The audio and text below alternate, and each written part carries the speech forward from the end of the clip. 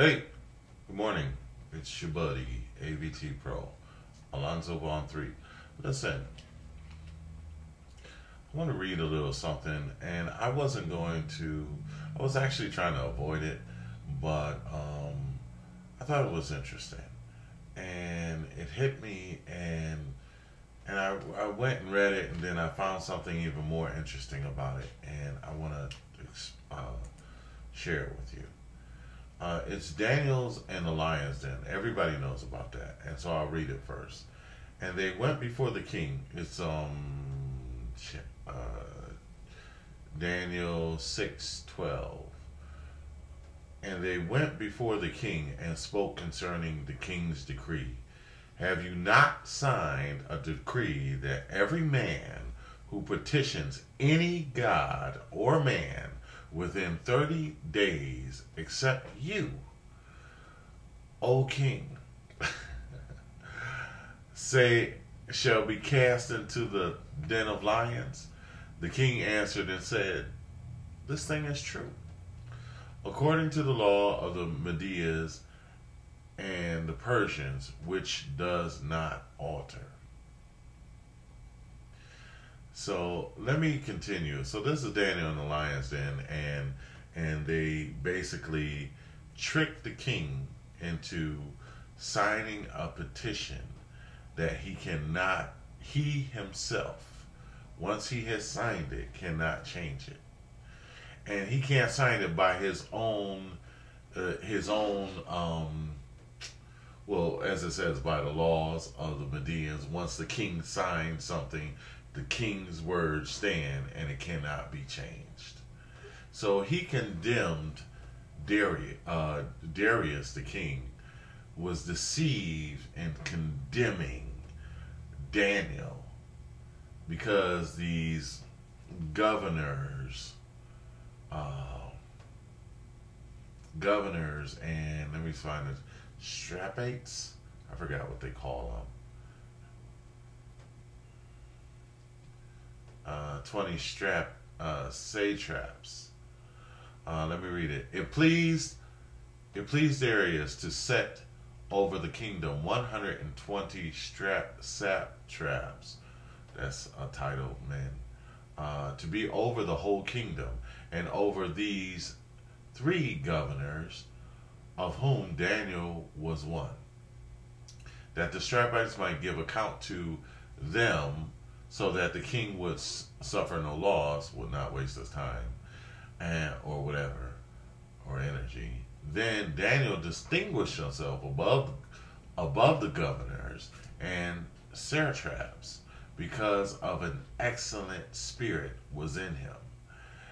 And the king gave thought to setting him over the whole realm. So he was about to, the king was about to promote him to a title over everybody. So the governors and the satraps sought to find some charge against Daniel concerning the kingdom, but they could find no charge or fault, because he was faithful, nor was there any error or fault found in him. Then these men said, we shall not find any charge against this Daniel, unless we find it against him concerning the law of his God. Okay, so they knew they couldn't find anything wrong with him unless they find something against him concerning the law of his God. So the governor and the satraps thronged before the king, meaning they crowded the king, and thus said, King Darius, live forever. So they pleased him and exalted him, and they're coming before him with this deceit to do this wonderful good for the king. All the governors of the kingdom and the administrators and the satraps, the counselors and the advisors have consulted together to establish a royal a royal statue to make a firm decree, so that it was very loaded. Firm decree that whoever petitions any god or man for 30 days except you, O king. They're exalting him, and they're doing this for his good. This is for the good of the king. This is to exalt the king, to make the king look good. Shall be cast into the den of lions. Now, O king, establish the decree and sign the writing. They had it prepared for him, so that it cannot be changed according to the law of the Medians, the Medes, and the Persians, that does not alter. Therefore, King Darius signed the written decree. So basically, they blew the king's head up, blew him up into believing this was for his good. And he signed this into law. And so it amazed me, because now when the Daniel knew that the writing was signed, he went home, and in his upper room with his windows open, meaning he was just completely fearless towards Jerusalem. He knelt down on his knees 3 times that day and prayed, gave thanks before his God, and with his custom since early days, which was his custom since early days. And then these men assembled around Daniel, so they were always plotting. We always know that, and making supplication before his God. And then we get to 6:12. And they went before the king and spoke concerning the king's decree. And have ye not signed a decree that every man who petitions any god? So they just did this because they were jealous of Daniel's title. A title. Meaning they had all the power they wanted, and all it was is that he had a little bit more power or a little bit more title. And really it was title. Because, and it just made me think of marriage. The title of marriage. Okay? Now, if you want to talk about more power, then I say, produce children. That's the only thing that married people really can do, other man and female. We try to establish them because they can do this. So they say they love children, but they disregard the whole thing with children. That the fact that we're capable of it. More so, they try to make you look bad for having children. Oh, they're not worthy of having children. They don't treat their children right.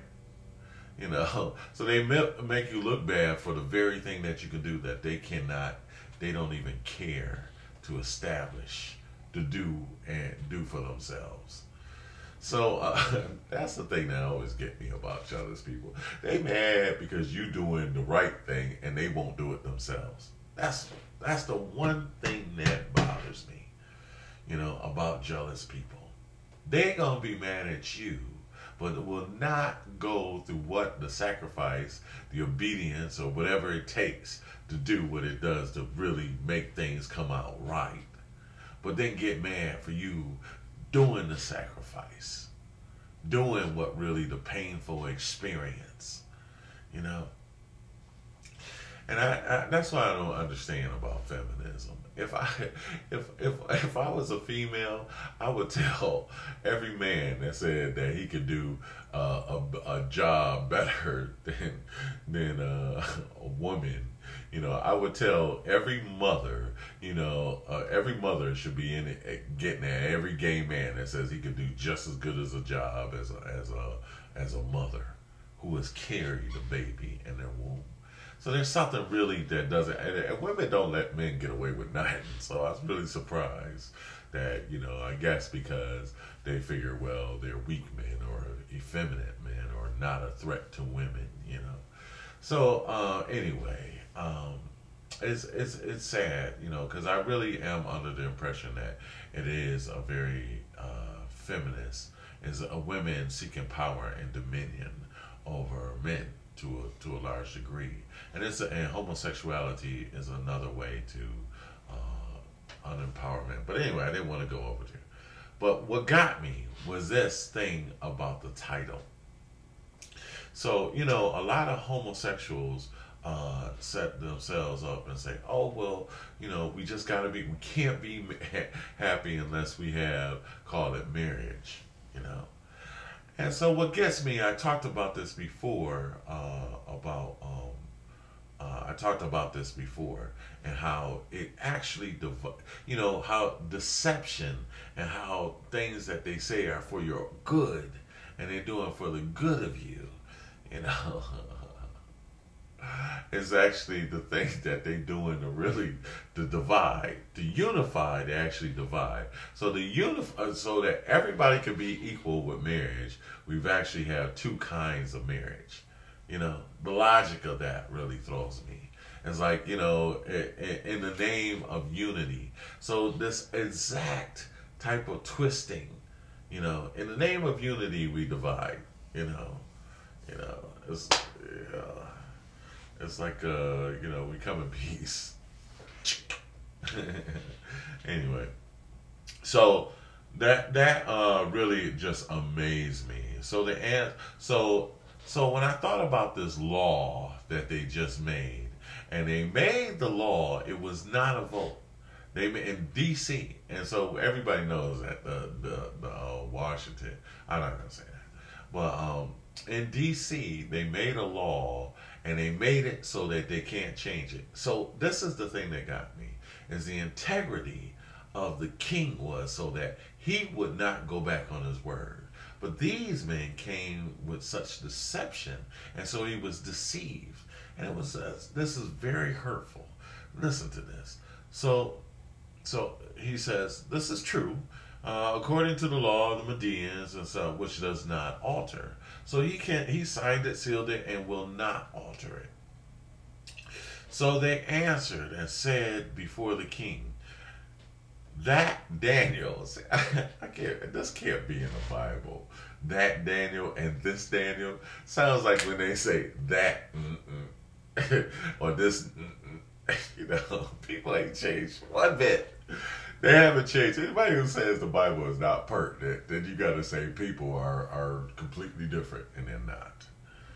This ain't new. Anyway, that Daniel, who is one of the captives. Now they brought up his past history. Now they brought up that he was a lowlife. He was a captive. He wasn't even a real citizen. From Judea, does not show due regard for you.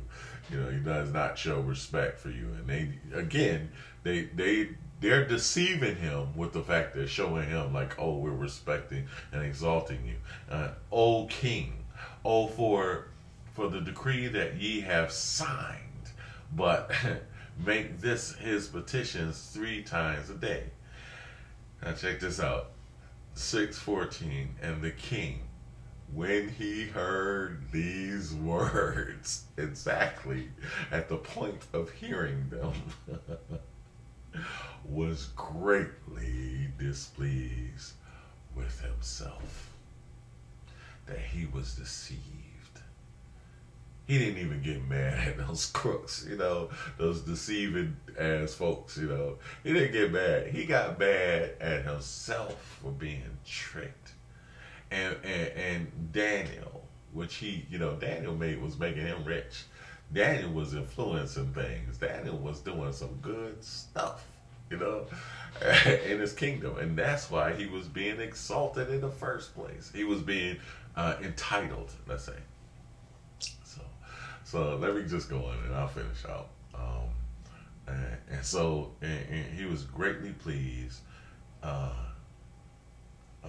He was greatly displeased with himself and set his heart on Daniel to deliver him, and labored to the going down of the sun to deliver him.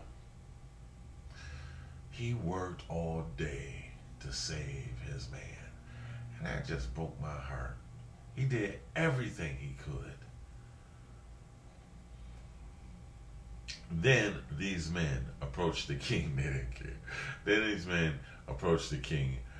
Know, O king, that it is the law. Now they're throwing his own words in his face. The laws of Medea and the Sitra, that no decree or statute which with the king, they use his title twice, established may be changed. So they use his own words. And I talked about that kiss. See my other video. Anyway, so they use the very thing, just like they use the very thing, love. And everybody knows there's two types of love, okay? And one is totally identified with the other, and the other one is a totally different.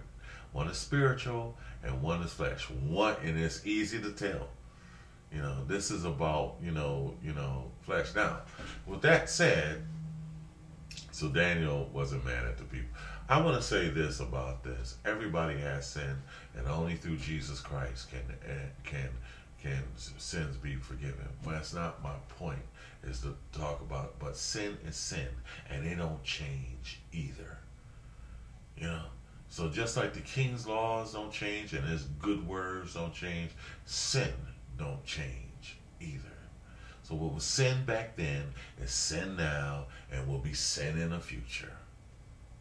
So, but I'm not condemning. I'm not anybody's judge. I'm not even they always try to say you're judging because you point out the truth, And so, again, this whole thing is dividing people who love. I know some people who I love to my heart don't like me no more, or don't like me because of the things, because of the truth, And so, anyway, I ain't judging nobody.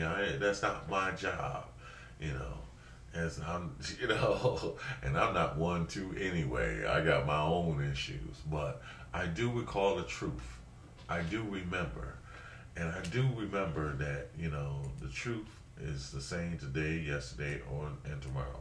So anyway, like I say, I'm not better. I'm just saying, and more so, I'm not stupid. Okay, that's what bothers me sometimes. You can't pull this trickery and tomfoolery in front of my face. But you know what? This girl said to me earlier today, she said, when it comes to sex, ain't no logic. Ain't no logic in sex. It's just what you want. And that, just be honest about it. That's the one thing I do like about her. She's always been honest about that kind of thing. So anyway, this is way longer than I thought. I'm tired. I've been up all day. I've been trying to get this work done, and I haven't been able to do it. And strange. And I don't know. Anyway, so we know the rest of the story, but I wanted to talk about it. My pastor preached on this a long time ago, and I spoke on it again. So I just wanted to bring it up again, and so that's basically what I had to say about it. There's more, and everybody knows the story and stuff like that. But I won't tell the rest of the story. But I just think about this law that has been set on Congress, and this guy, these people pushed for it, didn't, going after this title, and was deceiving with the very thing called love, some I won't go there, but I'll save that for another day. But just